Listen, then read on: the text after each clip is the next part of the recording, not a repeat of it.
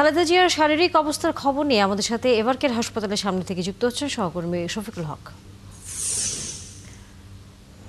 শফিকুল, আমরা জানি যে বেগম খালেদা জিয়াকে উন্নত চিকিৎসার জন্য যুক্তরাজ্যে নিয়ে যাওয়া হচ্ছে এবং আজ মধ্যরাতের পর অথবা আগামীকাল সকালেই তাকে নিয়ে যাওয়া হবে। কাতারের রয়্যাল এয়ার অ্যাম্বুলেন্সে যাওয়ার কথা রয়েছে তার, সেই সম্পর্কে সর্বশেষ কি তথ্য পেলেন? এই অ্যাম্বুলেন্সটি কখন বাংলাদেশে আসছে এবং একই সাথে শারীরিক অবস্থা নিয়ে মেডিকেল বোর্ড আর কোনো তথ্য বিভিন্ন মাধ্যম দিয়ে আসলে জানতে পেরেছেন কিনা? আরএফএল গিজার মানে চটজলদি পানি গরম, বিদ্যুৎ বিল 20% কম। আরএফএল গিজার, উষ্ণ পানির পরশ।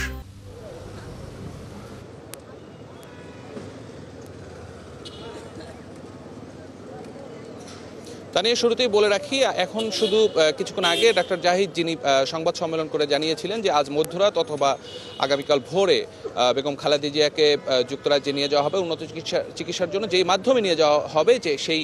কাতারের আমিরের যেই রয়্যাল অ্যাম্বুলেন্স যেটি রয়েছে সেই অ্যাম্বুলেন্সে করে তাকে নিয়ে যাওয়ার কথা রয়েছে। এবং এখন শুধু আনুষ্ঠানিকতা, সেই অ্যাম্বুলেন্সটি কখন এসে পৌঁছায় এবং সেটি ঢাকায় এসে পৌঁছানোর পরেই কিন্তু আমরা যতদূর জানতে পেরেছি বেগম খালেদা জিয়াকে এভারকেয়ার হাসপাতাল থেকে সরাসরি বিমানবন্দরে নিয়ে যাওয়া হবে, সেখান থেকে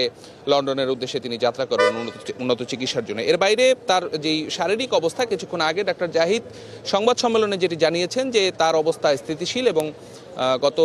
27 অক্টোবর থেকে তিনি যেই সিসিউতে চিকিৎসাধীন ছিলেন, পরবর্তীতে কিছুটা সংকটাপন্ন অবস্থায় তিনি দিন পার করতে হয়েছে তার, তবে সেই অবস্থার হয়তো কিছুটা পরিবর্তন হয়েছে এবং এজন্যই তাকে এই উন্নত চিকিৎসার জন্য যেই লন্ডনে নিয়ে যাওয়ার কথা বলা হয়েছিল, মেডিকেল বোর্ড সেই দীর্ঘ বৈঠকের পরে সেই সিদ্ধান্তে আসতে পেরেছেন এবং এখন তার যে শারীরিক অবস্থা, যেহেতু বাইরে নিয়ে যাওয়ার সিদ্ধান্ত হয়েছে, সেক্ষেত্রে বলাই যায় যে কিছুটা অবস্থা আগের থেকে উন্নতির দিকে। এবং তাকে যেই এয়ার অ্যাম্বুলেন্সে নেওয়া হবে সেই কারা কারা তার সাথে যাবেন সে বিষয়ে একটি তালিকা কিন্তু বিভিন্ন মাধ্যমে আমরা দেখতে পেয়েছি যে খালেদা জিয়া ছাড়াও 14 জন সফরসঙ্গী তার সেই